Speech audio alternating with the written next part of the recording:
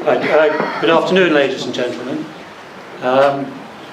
It's getting quite late in the day. I've enjoyed sitting listening to proceedings, and I think if you've been following it as well, we'll get to the stage of a lot of things that I was going to talk about in a way have already been covered to a certain extent. So hopefully we're getting to the point in the day where certain things are being reinforced and covered in a different way. So this talk is on the single market, and what I intend to do is really just look at it quite simply and cover three aspects. Firstly, what is the single market? Then second, to describe what are called the four pillars that are said to support the single market. And then thirdly, have a look at something that's, I think, follows from the previous talk and is of really significance when we're looking at the situation in Europe as a whole, and that's the intra-EU balance of trade, i.e. the balance of trade between member countries. So firstly, what is the single market? Here's a map of Europe. The blue colours represent the present EU as it exists now. That doesn't quite coincide with the single market. Single market came into being January the 1st, 1993, when there was a 12-member EC.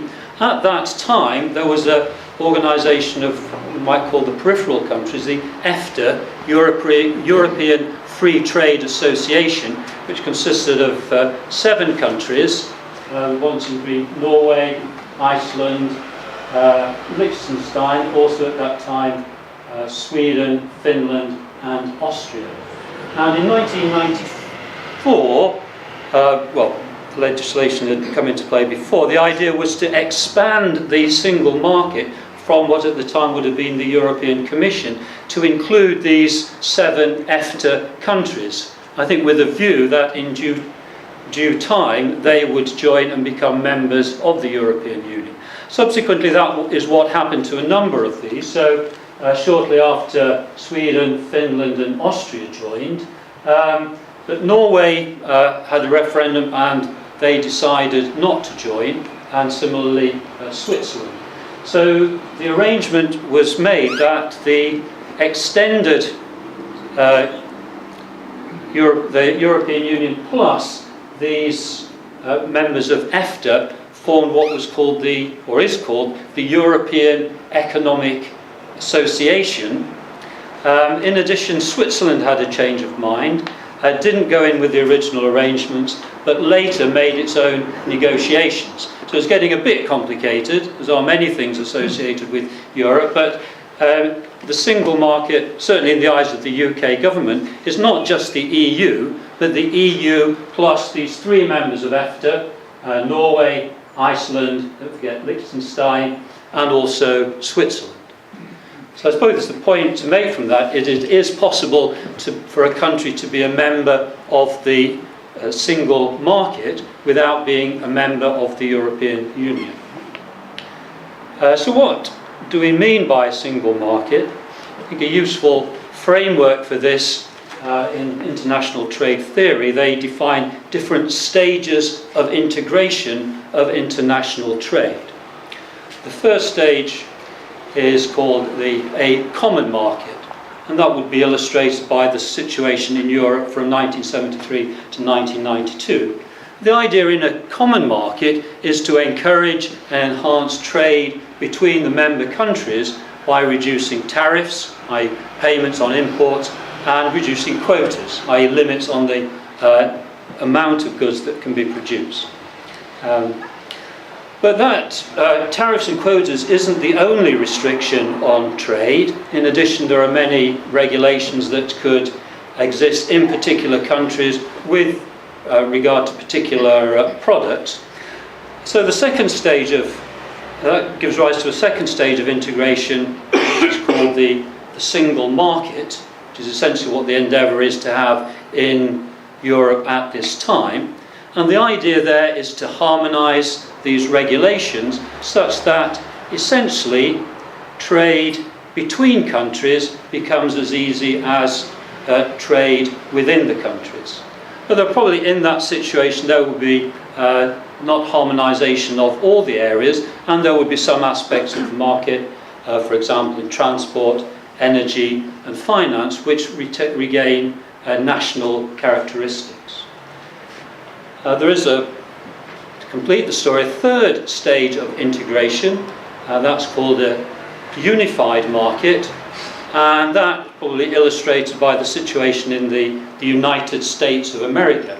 This is essentially a federation of states, but now those states are so closely aligned that if you like, the trading bloc of those states, the possibilities of doing trade within that are so aligned that you would regard it as a single unified market.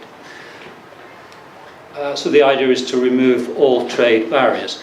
These are economic concepts, but if you consider the reality of how that situation comes into being, it requires great uniformity, for example, in the currency and banking system, and to a certain extent in relation to public revenue and public expenditure.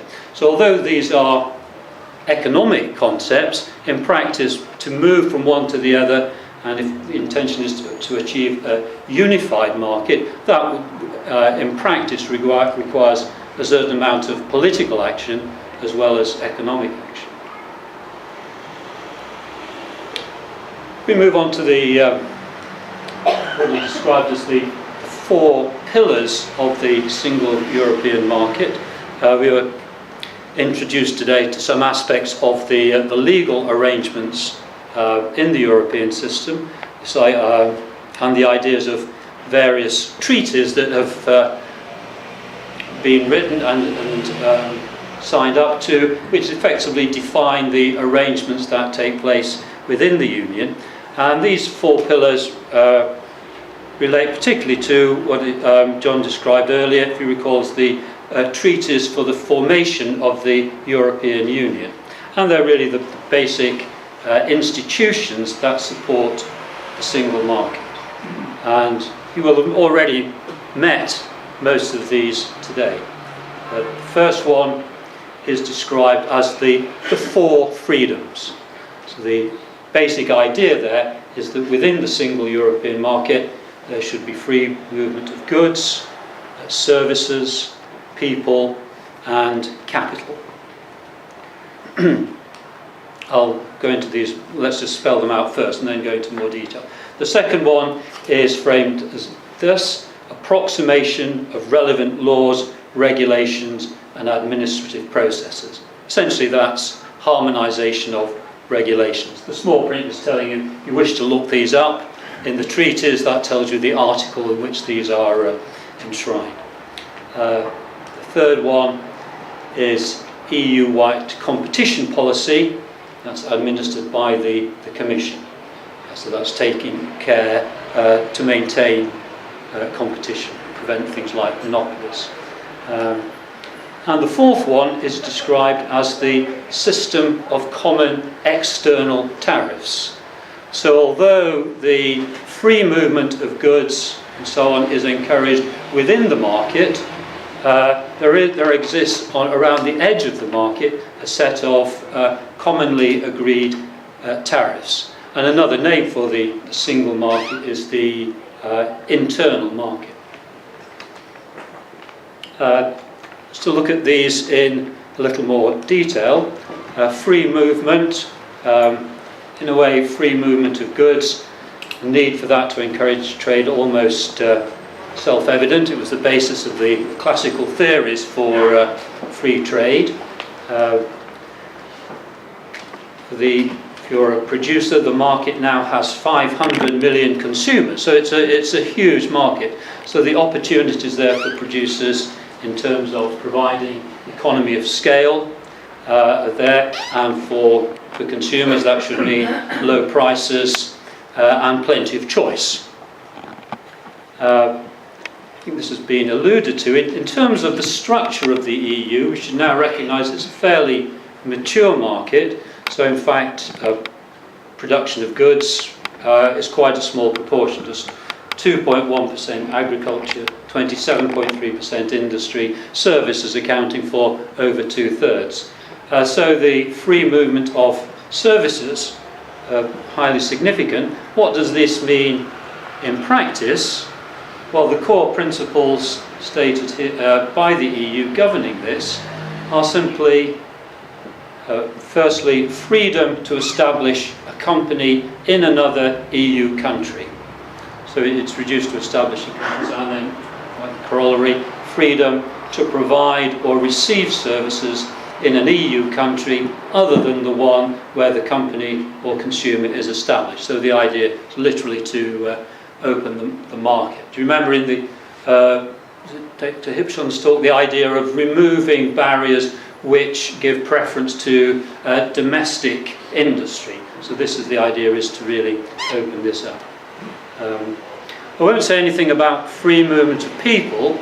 That really deserves talk in itself, and hopefully you'll get one if this one finishes in time. But free movement of capital, or what's called capital. Now, yeah, I suppose we could use this as a sort of quiz to see who's been attending. When Dr. do you recall Dr. Hipshon referring to the four freedoms? He used in his talk a different word for this word. You missed it. We'll see if we can catch up. What's behind the free movement of capital? Well, this is the phrase from conventional economics. The idea is that this is supposed to enable the efficient allocation of scarce resources. What does that mean in practice? This is a quote from the European Commission. That it's intended to permit the free movement of investments such as property purchases and buying of shares between countries. So those who have a traditional approach to economics will see that the use of the term capital is not its traditional term. And did anybody see the word that Dr. Hipshon used? He used money. Yeah, money. So I think we're talking here about free movement of money. I just think for those in a bit of economic history, if you look at the classical economists such as Adam Smith, David Ricardo, who really established the theory of things like comparative advantages and confirmed the benefits of free trade, all his theory was based on fixed capital, the idea that capital could not move. And in his reasoning, if capital could move, then things, the whole theory falls down. Just find out a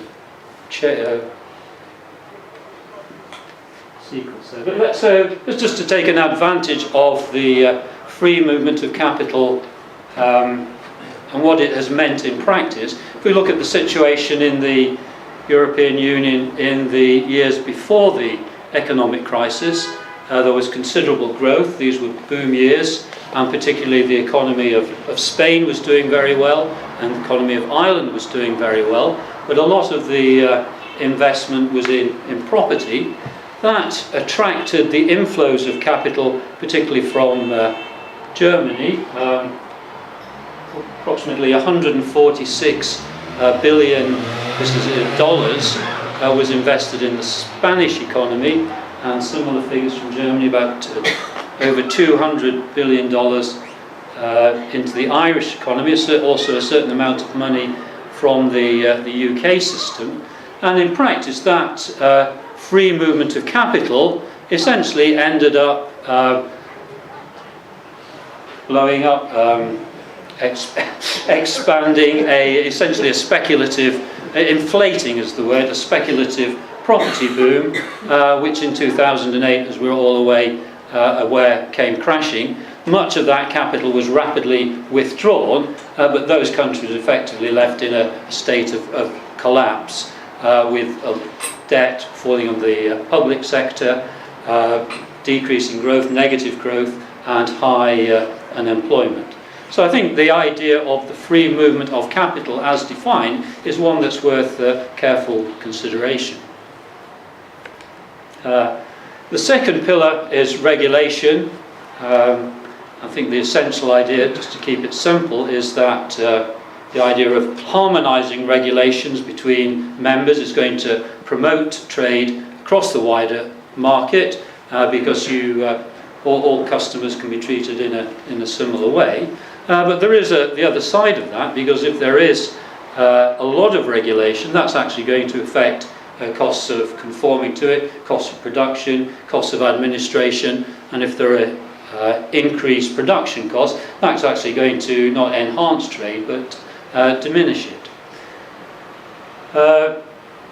John Meltzer has also given us a hint of the extent of regulation. In 2010 there was a EEA, remember, the European Economic Agreement, which sort of brought together the various parts of regulation that were associated with free trade, and that amounted to 4,179 legal acts. And you've already had a hint of the extent of that.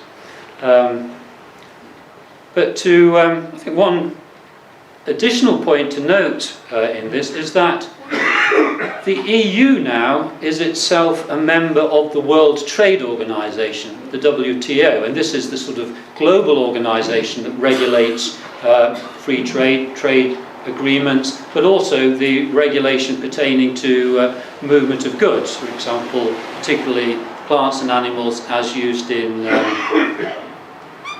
for food production. So the effect of that is that a growing number of regulations that are used by the EU actually have their origins elsewhere in global organisations such as the WTO, the United Nations, and are then passed on to the member countries. For example, have I got time? No, I haven't. Oh gosh, yeah, because time goes very quickly. So third pillar, promoting competition. Essentially this is regulation of anti-competitive processes such as cartels, market dominance, mergers, also state aid. So if our steel industry goes crashing, to the extent the government can help is limited by these. And a recent example of that is Google has recently come foul of the European Competition Commissioner because of its accusations of it abusing its market dominance with the way it preloads its apps on the software used in its phones. Fourth pillar, customs union. This means that there is, I'm running out of time, common tariffs and quotas on imported goods, that i.e. there are subsidies on imported the alternative subsidies on imported goods, and trade agreements are negotiated by the EU as a whole. So this is, as I said before, it's a customs union, and that is going to affect, one would have thought, the trade with countries outside the EU.